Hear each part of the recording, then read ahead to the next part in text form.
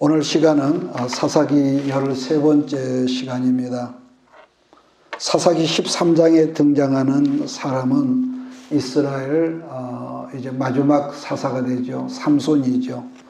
삼손 바로 앞에서 우리가 살폈던 사사가 세 사람인데 기억하십니까? 입상과 엘론과 그 다음에 압돈이라는 사사가 이스라엘 다스린 기간이 모두 세 사람이 다스린 기간이 27년이라고 했는데 문제는 신앙이 전혀 없는 세상적인 평탄함만 그들에게 있었다라고 성경은 말씀했습니다. 그래서 그런지 본문 성경 1절 말씀 보면은 이 사사기적인 이 특별한 용어가 있죠. 다시란 말이 등장하는데요. 또 그 다음에는 다른 곳에 없는 용어가 본문 13장에 등장하는데 여호와의 목전이라는 말씀이 있습니다. 그리고 또 다른 것 하나는 사사기에서 일단 사람들이 범죄했을지라도 압제를 당하고 어려움을 당하면은 하나님께 부르짖었더라 이런 그 표현이 있었는데 그런데 13장에서는 그렇게 극한 어려움의 그 환난 속에 있었지만은 이 사람들이 부르짖었다는 말이 13장에는 나타나지 않고 있다는 거죠. 그래서 하나님은요, 이스라엘 그런 이 강팍한 백성들을 블레셋이라는 그런 당시 사람들에게 40년 동안 압제를 당하도록 허락하셨다는 말씀이 오늘 13장에 있는데, 그래서 본래 우리가 보는 블레셋 민족은 가나안 땅에 거하는 원주민이 아니라 역사적으로 크레타 섬이라는 곳에서 활약한 일종의 해적들입니다. 근데 이 사람들이 부유한 애굽을 침략하러 내려가다가 탈취하러 가다가 지금의 땅에 정착했다고 하는데 그들이 거주하는 지금의 지역을 팔레스타인, 블레셋 사람의 후손이 바로 이 팔레스타인인 거죠. 또 그들이 신앙하던 신은 우리가 사무엘상에서 본 것처럼 누굽니까? 다곤이라는 신인데 다곤 신의 특징은 머리와 몸통은 사람이고 하반신은 물고기예요. 하반신은. 그러니까 우리 문화로 말한다면 뭐랄까 사나운 남자 인어죠. 그래서 본래 이 블레셋 민족은 고대로부터 대단히 강력한 민족이었고 옛날보다 철기 문화를 다스리던 그런 그런 좋은 민족이었는데 그런데도 이 블레셋 민족이 성경을 보면 오랜 옛날부터 성경에 등장하고 있는데 특히 사사기 3장에도 등장하는데 세 번째 사사가 다스릴 때는 누굽니까? 상갈이라는 사사가 있는데 이 상갈이 소를 모으는 막대기로 블레셋 사람 600명을 쳐 죽였다는 성경적인 기사가 있는 걸 보죠. 또 8대 사사 입다 때도 10장 말씀 보면 그 당시에 입다 사사가 사사를 괴롭히던 이스라엘 민족을 괴롭히던 이 두 종족이 있었는데 사사기 10장 7절에 보니까 여호와께서 이스라엘에게 진노하사 블레셋 사람의 손과 암몬 자손의 손에 그들을 파심해 그랬거든요. 그러니까 요단 동편 지역에서는 암몬족이 들어와서 이스라엘족을 이렇게 불편하게 했고 서쪽 지역에서는 아까 말한 대로 블레셋 사람들이 쳐들어와서 이스라엘 괴롭혔는데 우리들이 지난 시간 살폈던 대로 입다 사사가 물리친 종족은 누구였습니까? 암몬 종족뿐이라 그랬단 말이에요. 암몬족. 입다가 암몬족을 물리쳤다고 그랬는데 아마 이 당시 블레셋 사람들은 자기들의 목적한 것을 약탈하면은 그냥 고향으로 돌아갔기 때문이 아니었을까? 이건 이제 추측입니다. 그래서 암몬족만 입다가 물리쳤을 것이다. 자, 그러므로 지난 시간에 말했지만 하나님이 없는 이 평탄한 하나님이 없는 종교 생활을 심판하기 위해서 쌓아놨고 힘센 이방 종족을 불러와서 당신의 백성들을 징벌하셨다는 말씀인데 지금 본장에서도 하나님은 이스라엘을 블레셋 사람에 붙여서 40년 동안을 섬기게 했다. 넘겨주셨다. 이런 이 표현을 하고 있습니다. 1절을 제가 있습니다.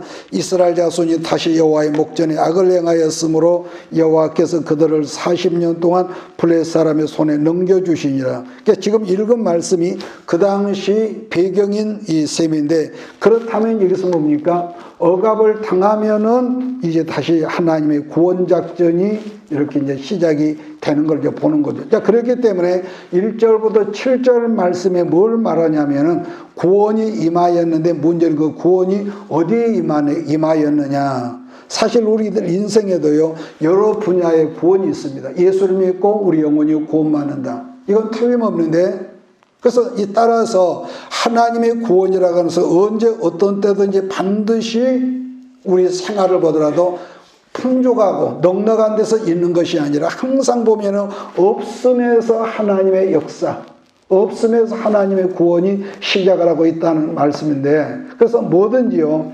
많다든지 아직 넉넉하다든지 내가 먹고 살 만한 여유가 있다면은 구원의 시작은 아직도 있어야 해. 그런 사람은 있어야 해. 본문을 성경에 있다 보면은 삼손의 부모인 마노아라는 사람이 등장을 하는데요. 그런데 또 한 가지 이상한 것은 하나님의 역사를 이루기 위한 이 배경들을 본다면은 뭐가 있느냐?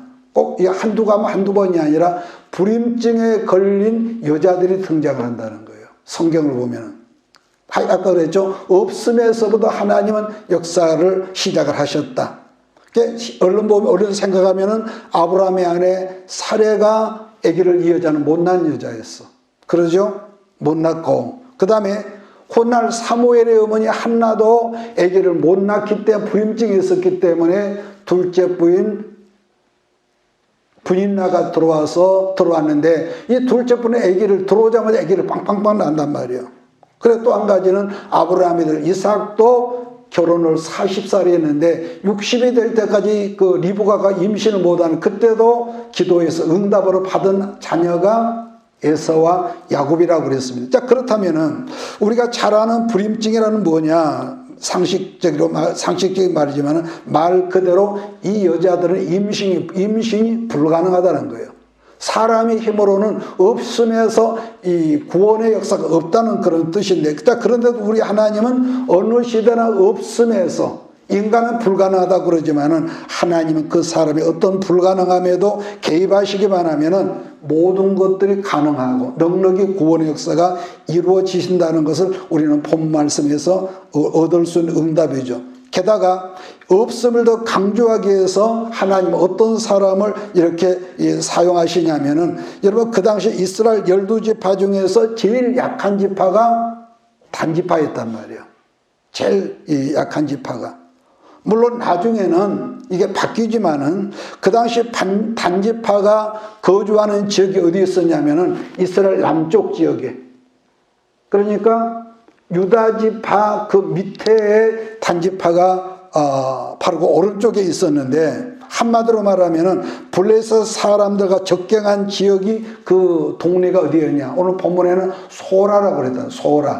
소라라는 지역에 있었는데, 반복하지만은 가장 연약한 지파였지만은 반면에 또 하나는 가장 위험한 지역에 이 약한 지파가 거주했다. 자, 그런데 이 지파가 사사기가 끝날 즈음에는 소라에서 어디로 옮겨갑니까? 블레셋이 두려워서 이번에는 이스라엘 제일 북쪽 지역인 라기스란 지역으로 옮겨가지요. 자, 그렇기 때문에 나중에는 이스라엘 일컬어 말할 때 브엘세바에서 단까지, 우리 민족으로 말하면 할라에서 백두까지, 자, 이런 식이 되죠. 자, 그러나 본래 하나님께 허락하신 땅은 북쪽 라기스가 아니라 남쪽 블레셋과 적경한 그 소라 동네였다. 자, 그래서 그들이 거주하던 지역을 소라고 그러는데, 그러면 소라가 뭐냐? 사전을 찾아보니까 비참하다. 동네 이름도 비참하다. 자, 거주지 이름까지 비참할 정도로 했으니 사실 그들 삶이 얼마나 힘들고 어려웠을까. 자, 그런데 말입니다. 아까도 언급했지만 하나님의 역사는 언제나 어디에서 시작하느냐. 아까 그랬죠. 항상 없음에서 시작을 했다. 따라서 지금도 우리의 없음이나 궁핍도 보면 성경으로 보는 내가 재수가 없고 내가 돈이 없어서가 아니라 그 모든 배경의 연출자는 하나님으로 말미암아 우리가 없음이라는 거죠. 그래서 없음의 역사는 뭘 의미하느냐? 이 세팅은 주님이 하시는데 여기서 이 없음을 탈피하는 유일한 방법은 하나님께 내 무거운 짐을 가지고 나가는 거기에서부터 이게 응답의 역사가 시작된다는 거.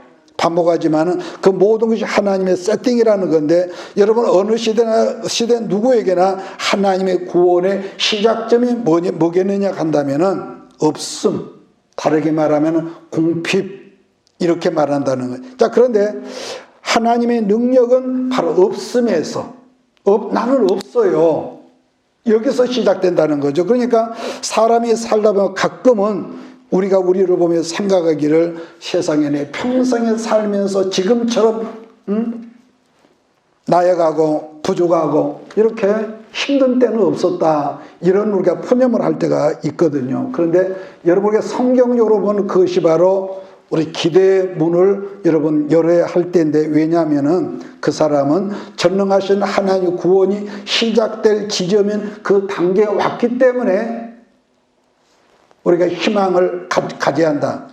여러분 다르게 다른 말 같지만 왜 우리가 가끔 금식 기도를 하면은 응답이 더 평소에 하던 기도보다 응답이 빨리 온다냐 하면은요, 예나 지금이나 하나님은요 자기가 힘센 놈이라 해서 어폐가 있지만은 자기가 강한 자에게는 이런 다가가지를 않으시나 특성이 있고, 도리에 약하고 힘이 없는 사람에게 더 가까이 다가간다. 그러니까 금식하면은 우리가 힘이 없잖아요.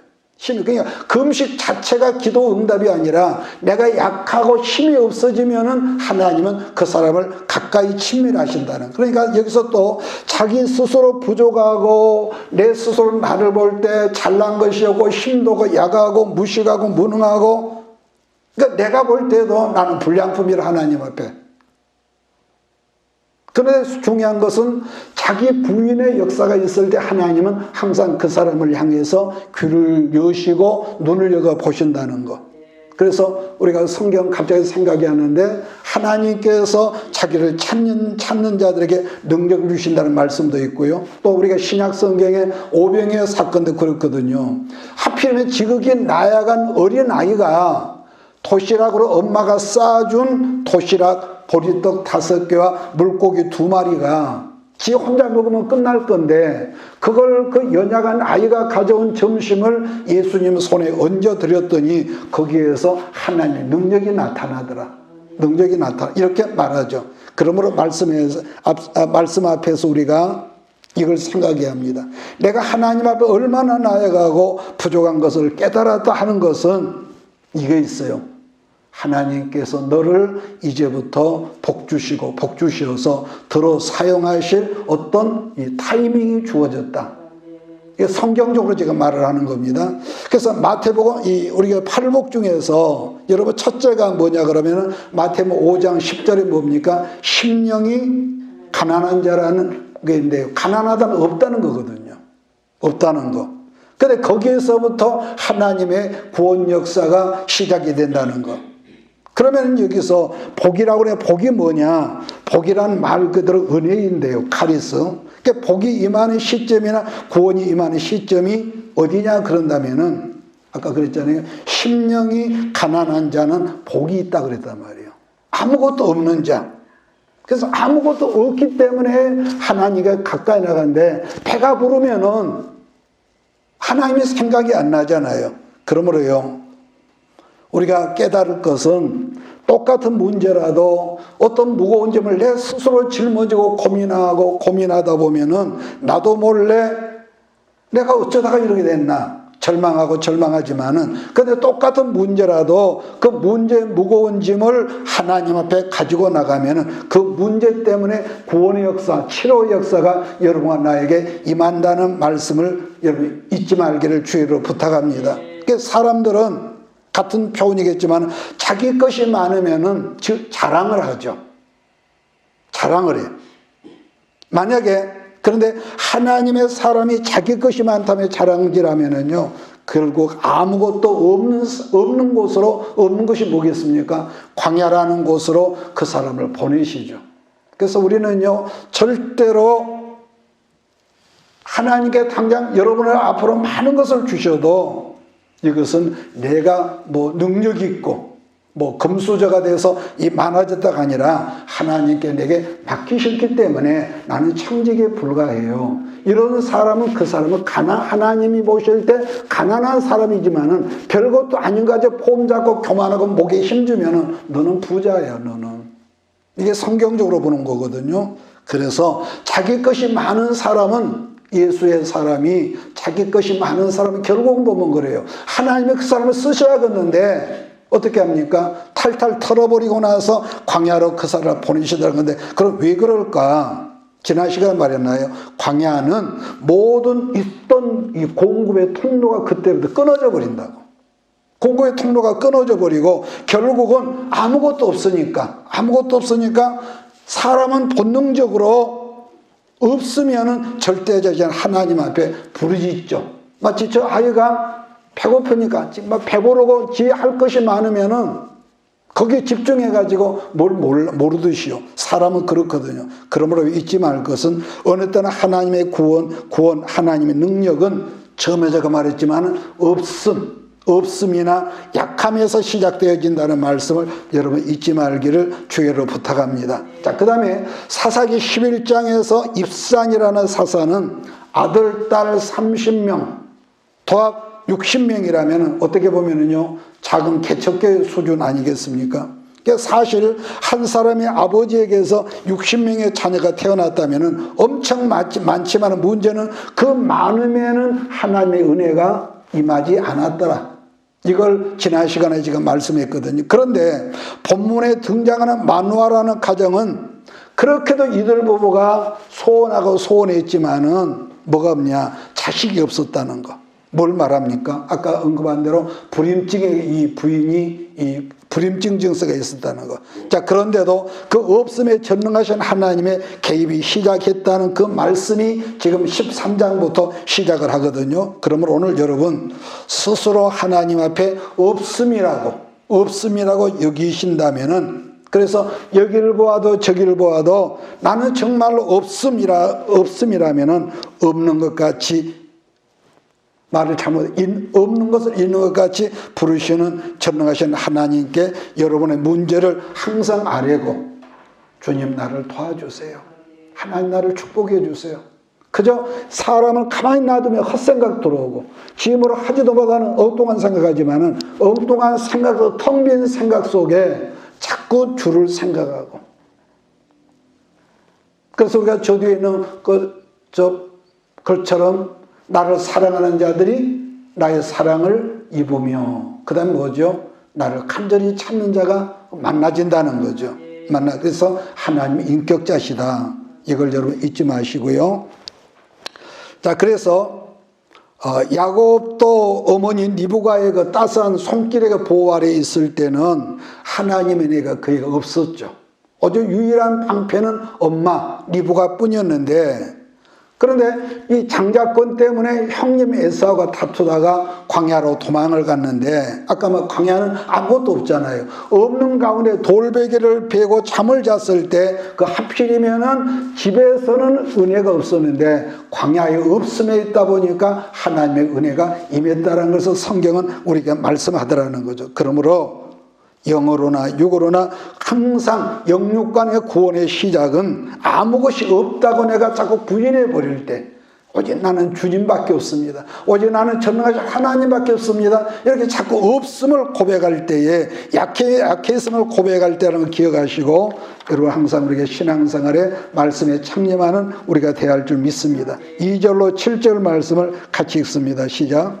소라 땅의 단지파의 가족 중에 마누아라 이름하는 자가 있더라. 그의 아내가 임신하지 못함으로 출산하지 못하더니 여호와의 사자가 그 여인에게 나타나서 그에게 이르시되, 보라 내가 본래 임신하지 못함으로 출산하지 못하였으나 이제 임신하여 아들을 낳으리니 그러면 너는 상과 포도주와 독주를 마시지 말며 어떤 부정한 것도 먹지 먹지 말을지니라. 보라 내가 임신하여 아들을 낳으리니 그의 머리에 삭도를 대지 말라. 이 아이는 태에서나무로부터 하나님께 바쳐진 나실인이 됨이라. 그가 블레 사람의 손에서 이스라엘을 구원하기 시작하리라 하시니 이에 그 여인이 가서 그의 남편에게 말하여 이르되 하나님의 사람이 내게 오셨는데 그의 모습이 하나님의 사자의 용모 같아서 심히 두려움으로 어디서부터 왔는지를 내가 묻지 못하였고 그도 자기 이름을 내게 이르지 아니하였으며 그가 내게 이르기를 보라 내가 임신한 아들을 낳으리니 이제 포도주와 독주를 마시지 말며 어떤 부정한 것도 먹지 말라. 이 아이는 태에서부터 그가 죽는 날까지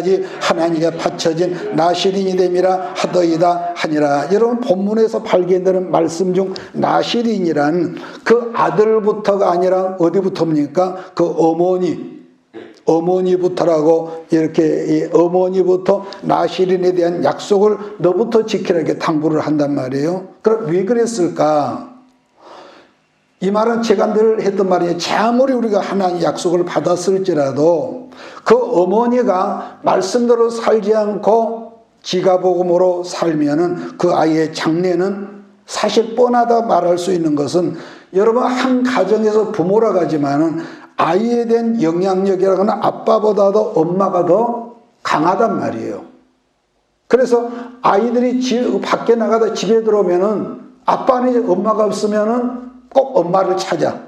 왜? 영향력이 강하니까. 그러니까 아이의 엄마가 태어날 아이에게 같은 말을 반복했다는 것은 어떤 의미? 그러니까 우리가 본문에 보면은요, 이 같은 이 언어가 3번 반복을 한단 말이에요. 그 어떤 의미가 있을까? 성경에서 같은 말을 반복했다는 것은 그만큼 뭘까? 중요하다는 의미거든요. 자, 그 다음 두 번째 내용은 나실인에 관한 말씀으로 그 내용이 8절로 14절까지인데 그러면 나실인이라는 어떤 사람이냐 한다면 한마디로 구별된 인생을 살아야 할 거룩한 사람이다. 거룩한 사람. 그렇다면 여기서 거룩이라는 건 아니라 그럼 거룩이라는 내용이 뭐냐? 그랬을 때에 우리가 여러분하고 우리 모두가 속된 세상에 살고 있지만은 구별되었다. 세상 사람과는 다르게 산다는 뜻인데 그 구별됨의 능력이 임한다는 여러분 말씀이란 말이에요. 그래서 똑같은 세상에서 살지만은 똑같이 살지 않고 다르게 산다. 이걸 구별되었다. 이걸 거룩한 삶이라고 그러는 거죠. 이게 본문에서 강조하는 나실인이란 첫째 독주를 마시지 말고 두 번째 부정한 것도 뭐라고 그랬습니까? 먹지 말지니라. 그래 이걸 3번씩이나 강조했단 말이에요. 3번씩이나. 바울은 로마서 그 편지에서 12장 2절에서 어떤 말을 했냐면은 너희는 이 세대를 본받지 말고 오직 기억하십니까? 마음을 새롭게 함으로 변화를 받아 하나님의 선하게 기뻐하시고 온전한 뜻이 무엇인지 분별하게. 마음. 이 구별됨에 있어서 신약에서 제일 강조하는 말씀이라 그러면요. 뭐가 있을까? 절제거든요. 그러니까 절제의 반대말이란 뭘까? 내 마음대로. 다르게 말하면 본능대로. 여러분 우리들 어떤 일에 나 스스로 절제하지 않으면은요. 타고난 저놈은 타고나서 그래. 그것이 긍정적인 면도 있지만은 보통 부정적이거든요. 본성이 원래 저렇게 싸나고 어떤 사람의 습성, 거짓말을 잘하는 사람이 있어. 그러니까 절제하지 않으면은 본능대로 산다. 그러니까 절제를 뭘로 하느냐? 말씀에 입각한 거죠. 하나님 말씀에. 제가 한번 말씀했거든요. 본능대로 산다는 것은 종교심이고 본능대로 사는 건 어쩔 수 없이 욕심. 손해본 건 절대로 안 하고. 그러니까 모든 인간들의 본능을 제일 잘 나타낸 성경을 우리가 말하면 지금 사사기란 말이에요. 그래서 이 사사기는 그 시대 모든 사람들에게 제가 몇 번 언급했나요? 왕이신 하나님이 없으므로 자기 소견에 기억하십니까? 옳은 대로 행동했다는 거. 그래서 왕이라는 하나님을 일컫는 말이지만은 더불어 자기 소견, 자기 본능대로 살던 사람들의 시대가 그 시대였다. 그렇다면 여기서 절제란 뭘 말하느냐 반복한다면은 나의 본능을 내가 의지적으로 말씀에 의지해서 의지적으로 그것을 깨버렸다. 이해하십니까? 이게 절제란 말이에요. 그러면 왜 절제가 가능하냐 한다면은 베드로처럼 주의 말씀이 생각나서 내가 뭐 화가 나죠. 한번 흔들어 버려야지. 그랬다가도 얼른 꾹 참고 여기서 쌓아놓은 말이 여기까지 올라오는데 꾹 한번 삼키고 뭐죠? 아, 내가 그래도 예수 믿는 사람인데 이러면서 브레이크를 받고 그러니까 주의 말씀이 생각나서라도 이것도 맞지만은 그보다는 또 뭐라 그럴까? 하나님 말씀에 붙들린 삶을 살면은 그 사람이 훌륭하고 탁월해서가 아니라 말씀에 의해서 우리가 자기 절제를 할 수 있다는 여러분 그런 뜻이 되겠죠. 또 다르게는 속사람의 영격이기도 한데 왜냐하면은 성령이 임하면은 다르게 살 수 있는 능력이 내가 이렇게 해야지가 아니라 내 안에서 그 능력, 그 절제 능력이 여러분 나타나기도 하는데 디모데후서 1장 7절에 보면 하나님이 우리에게 주신 것은 두려워하는 마음이 아니요. 그 다음에 기억합니까? 오직 능력과 사랑과 마지막 절제하는 마음이 그랬단 말이에요. 특히 나시리는 부정한 음식을 먹지 말라고 그랬는데 사람은 여러분 어차피 먹어야 하잖아요. 그러자 뭘 먹어도 먹어야 사는 존재지만은 특히 본문에서 독절한 술을 먹으면은 어떻습니까? 술을 마시면은 나름대로 힘이 있거든요. 평소에 속으로 꾹꾹 이렇게 삼키던 사람도 한 잔 들어가면은 나팔을 불고 평소에는 말을 못하던 사람이 술을 먹으면은 그 속에 있던 말을 한다고 그러거든요. 그러나 그것은 세상적인 힘이지만은 그렇다면 우리가 뭘 먹고 살아야 하느냐? 뭐 뻔한 말이지만은 하늘 양식과 말씀을 먹고 살라는 당부의 말씀인 거죠. 우리는 어떤 사람과 대화를 하다 보면은 그 사람이 그 상대가 어떤 문화에 영향을 받고 살았는지를 그 사람의 말하는 것, 그 사람의 표정, 그 사람 눈빛 속에서 이 사람 어떤 삶을 영향력을 받았구나 그걸 우리가 분별이 된단 말이에요. 왜냐하면은 우리가 누리며 살고 있는 문화 역시도 알고 음식 같단 말이에요. 문화는 음식이다. 예수님도 사단에게 시험 받을 때 하신 말씀이 그것인데 사람이 떡으로만 사는 것이 아니요 하나님으로 나오는 모든 말씀을 먹고 산다라고 하셨는데 곧 하나님의 사람은 먹는 음식 다르게는 살아가는 생활 문화가 다르다는 말씀인데 그것이 구별됨이고 그것이 거룩함이고 다르게는 그것이 절제다. 이해가 되기를 바랍니다. 네. 자, 그 다음에 나시리는 오늘 본문에서도 이 머리를 깎지 말라, 머리를 길라고 그랬단 말이에요. 자, 그러면은 왜 머리를 깎지 말라고 그랬을까? 저도 옛날에 참 궁금했는데 고린도전서로 그 해답을 찾는다면은 머리카락은 자기를 가리는 거라 이렇게 설명을 하는데 바울이 이 말씀을 더 설명하면 이 이사야 6장 성경을 보면은 이사야가 나라의 운명이 풍전등화가 될 때에 우시아 왕은 문둥병 걸려서 별실에 갇혀 있고 주변에서 강한 나라가 호심탐탐 넘어다보는 그런 때에 나라와 민족의 운명을 가지고 하나님의 성전 앞에 기도하고 있을 때 영이 열려서 천사가 보이는데 천사가 6날개가 있었대요. 6날개가 있는데 2날개로는 얼굴을 가려고 그 다음에 2날개로는 발을 가렸다. 얼굴을 가렸다는 말씀은 하나님 앞에서 자기 자기에게는 어떤 영광을 가렸다. 자기 자랑, 이런 거겠죠. 가렸듯이지만 2날개로는 자기 발을 가렸다는 이 말은 자기의 허물, 더러움을 하나님 앞에 가렸다는 뜻이고, 그 다음 나머지 2날개로는 날았다 하는 것은 그 가리는 가운데서 사역을 했다. 이런 뜻으로 우리가 해석할 수가 있습니다. 자, 그런 점에서 나시린이 머리를 길렀다는 뜻은 하나님 앞에 자기 영광을 가렸다는 뜻이 이게 바른 해석일 것입니다. 고린도서 11장 15절을 제가 있습니다. 만일 여자가 긴 머리가 있으면 자기의 영광이 되나니 긴 머리는 가리는 것을 대신하여 주셨기 때문이라. 이 말씀은 그 당시 문화로서 설명한 건데 자기가 아닌 남편에게 영광을 돌린다는 뜻인데, 말씀을 다시 정리한다면 나실이나 땅의 힘, 그 술의 힘으로 살지 않고 하나님께서 공급하시는 힘, 다르게는 성령의 능력으로 산다는 그런 여러분 말씀의 해석이 여러분 된 줄로 압니다. 그리고 부정한 음식이라고 하는 것은 하나님이 없는 세상적인 문화로 살지 말고 하늘의 힘, 그 말씀으로 살라는 당부인데, 이것이 곧 절제고 다르게 사는 사람이 곧 나실인이다. 이런 이 성경의 해석이 됩니다. 그래서 만약에 오늘날 모든 크리스찬들이 지금 말한 나실인적 능력이 없다면 별소리 입으로는 별말을 다 해도 세상적인 힘으로 살고 있다고 해도 이렇게 틀린 말이 아닐 것이라고 봅니다. 왜냐하면 자기를 가르지 않고 나팔을 불고 자기를 홍보하고 자기를 자랑하고 사니까요. 자, 그 다음에 12절부터 14절을 같이 읽습니다. 시작. 마노아가 이르되 이제 당신의 말씀대로 되기를 원하나이다. 이 아이를 어떻게 기르며 우리가 그에게 어떻게 행하리이까. 여호와의 사자가 마노아에게 이르되 내가 여인에게 말한 것들을 그가 다 삼가서 포도나무의 소산을 먹지 말며 포도에서 독주를 마시지 말며 어떤 부정한 것도 먹지 말고 내가 그에게 명령한 건 다 지킬 것이니라 하시니라. 자, 마지막 세 번째로 살필 것은 놀라움이죠. 놀라움.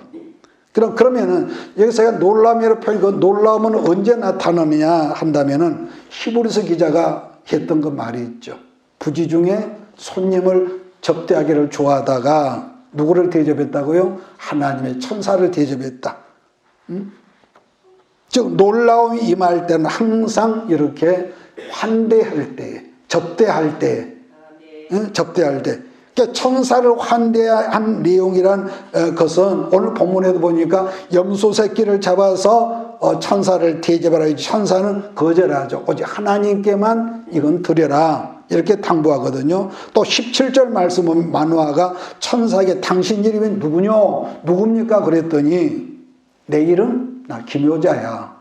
기묘자야. 그럼 여기서 우리말 성경은 기묘자라고 그랬는데 이 기묘자라는 말씀이 이사야 9장 6절에 등장하는 뭐냐? 기묘자는 우리 예수님이다. 구약 성경에 나타난 우리 예수님이 이름이 기묘자다. 여러분 기억하십시오. 9장 6절에 보니까 그의 이름은 기묘자라. 근데 기묘자란 영어에서 여기서 영어로 보니까 원더풀 이렇게 됐단 말이에요. 원더풀은 아까 말하던 놀라운 역사, 놀라움이라고 하거든요. 놀라움. 또 모사란 우리말 표현으로는 우리를 어려운 가운데 이끌어가 말씀을 이끌어가는 카운셀러다. 그 다음에 전능하신 하나님이라 영조하신 아버지라 평강의 왕이라 할 것입니다. 따라서 13장의 천사는 기묘자고 구약에 나타나니까 누구라고요? 우리 예수님입니다. 이렇게 여러분 잊지 말기를 바랍니다. 15절 18절 읽으면서 말씀을 정리해 가겠습니다. 시작. 마노아가 여호와의 사자에게 말하되 고함나니 당신 우리에게 머물러서 우리가 당신을 위하여 염소 새끼 하나를 준비하게 하소서 하니 여호와의 사자가 마노아에게 이르되 내가 비록 나를 머물게 하나 내가 내 음식을 먹지 아니하리라. 번제를 준비하려거든 마땅히 여호와께 드릴지니라니 이는 그가 여호와의 사자인 줄을 마노아가 알지 못함이었더라. 마노아가 또 여호와의 사자에게 말하되 당신이 무엇이니까 당신의 말씀 이루어질 때 우리가 당신을 존귀 여기리라 하니 여호와의 사자가 이르되 어찌하여 내 이름을 묻느냐. 내 이름은 기묘자니라 하니라. 본문의 기묘자라 아까 뭐라고요? 구약에 나타난 우리 예수님이라. 그래서 있는데 이름은 그러죠. 어느 때나 이름 속에 특히 우리 한글, 우리도 한문에는 그 사람의 뜻글자가 있기 때문에 그 사람의 어떤 속성을 내포하고 있기 때문에 이름을 함부로 짓지 마라 그런 말 하거든요. 그래서 기묘자란 반복하지만은 우리 예수님은 언제나 당신의 자녀들에게 놀라운 새로운 역사를 주시는 그런 분이시다. 이런 의미의 해석이기도 합니다. 자, 또 한 가지. 삼손의 아버지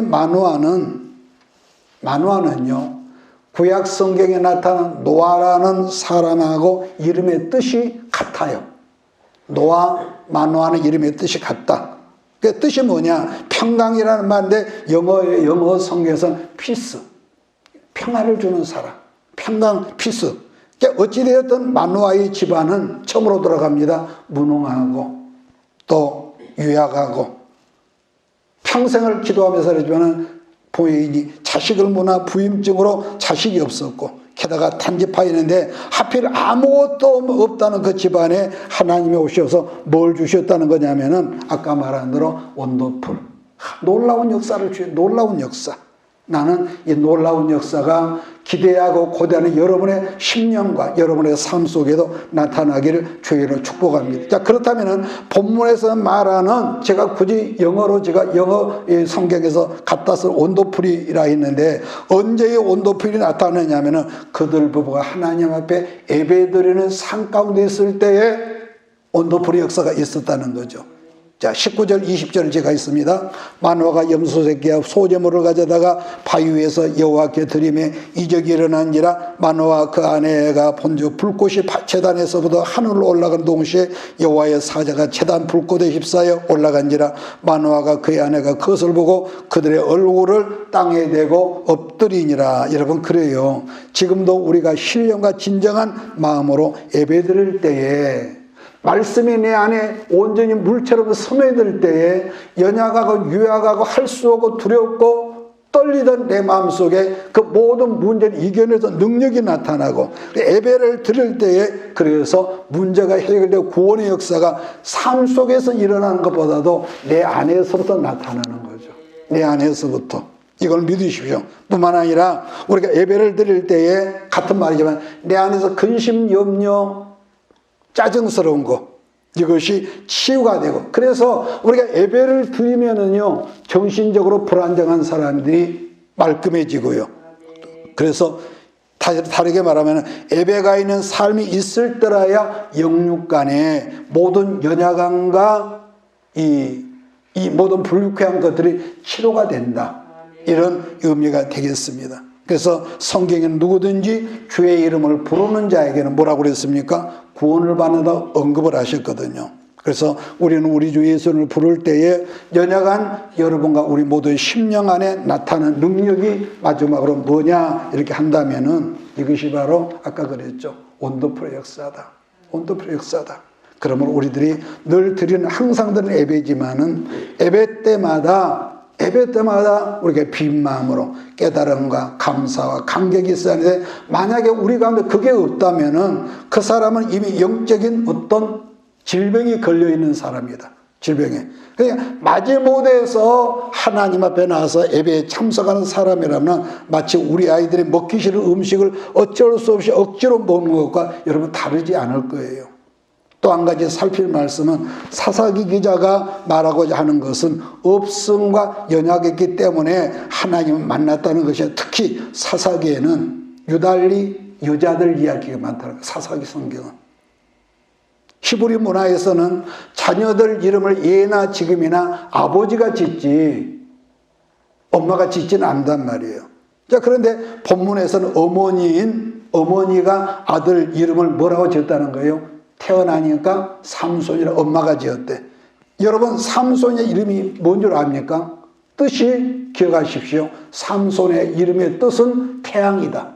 뭐다? 태양이다. 미디안 사람 헤벨이 아니었던 야일이라는 여자의 이름의 뜻은 염소. 전라도 방언으로 맴생이. 예? 그래서 이 야엘이 누굽니까? 적장 시스라가 왔을 때에 아주 그 발효된 요구르트를 주고 먹고 잠이 들었을 때 이 세상에 여자가 말뚝으로 이 시스라 적장의 관자놀이에다 말뚝을 박아가지고 죽였던 엄청난 그런 여자였죠. 그리고 드보라도 여자였고요. 기드온의 첩의 아들 아비멜렉이 난동을 부릴 때에 맷돌로 윗짝을 던져서 머리를 깨서 죽인 사람도 여자였습니다.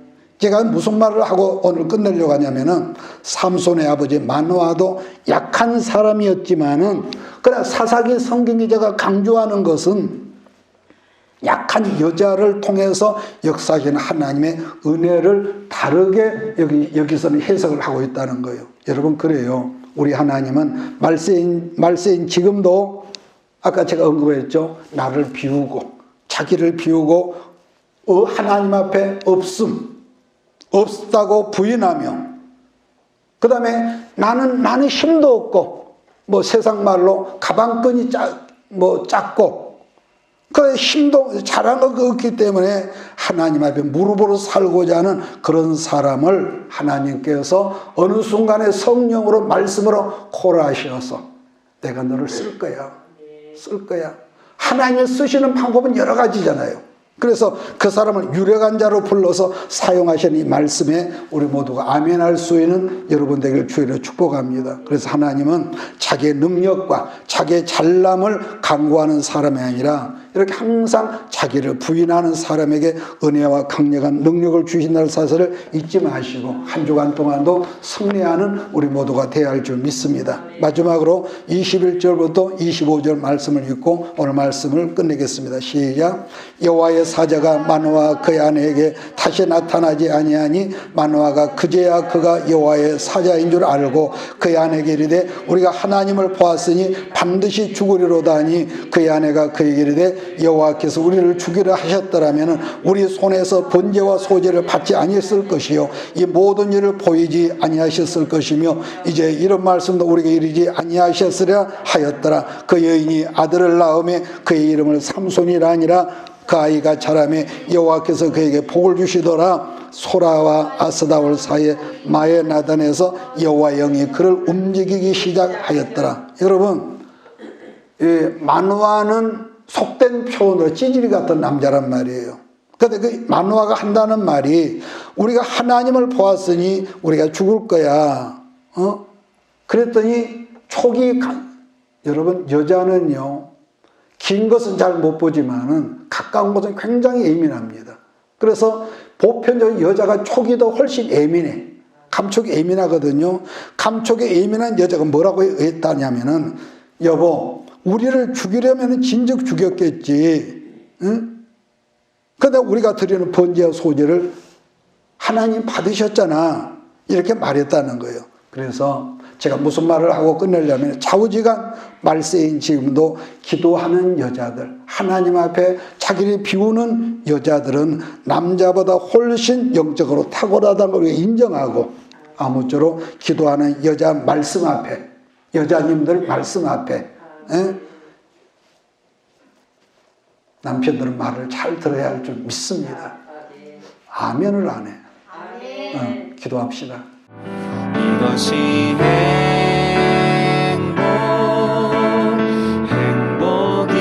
행복이라오. 세상은 알 수 없는 하나님 선물. 이것이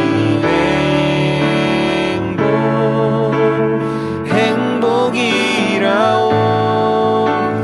하나님의 자녀로 살아가는 것, 이것이 행복이라오.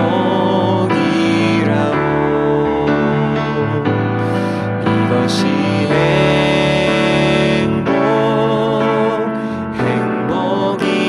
행복이라오. 세상은 알 수 없는 하나님 선물. 이것이 행복이라오. 하나님의 자녀로 살아가는 것, 이것이 행복이라오.